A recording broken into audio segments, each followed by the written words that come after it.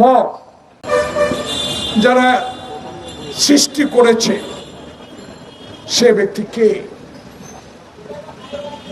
অনেক মিডিয়া বলেছেন সে master mind. আমি বলবো মাস্টার মাইন্ড না, মবের রানী সে।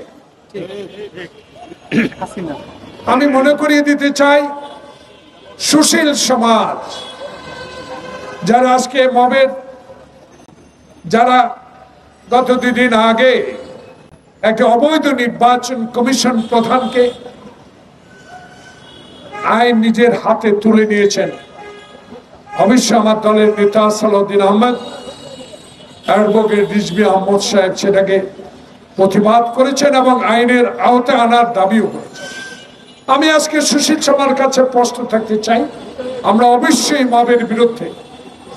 আইন নিজের হাতে তুলে নেওয়ার কোন ক্ষমতা বিএনপির কোন নেতা কর্মীর উপর দেওয়া হয়নি, কিন্তু কথা আছে যারা মব সৃষ্টি করেছে, যারা আমার নেত্রী বেগম খালেদা জিয়াকে ইশরাকের নির্বাচনী প্রচারণার সময় কারণ বাজারে মেরে ফেলার জন্য ষড়যন্ত্র করছিল, তারা কারা? এই সকল মিডিয়া ব্যক্তিত্বরা সেদিন ফটো সহ ওই সকল লোকের ছবি বাংলাদেশের মানুষের কাছে পৌঁছে দিয়েছিল।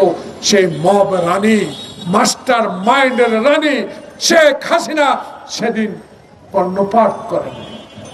আমি তাই সালাউদ্দিন রিজভীকে ধন্যবাদ জানাচ্ছি, আমার নেতা তারেক রহমানকে ধন্যবাদ জানাচ্ছি।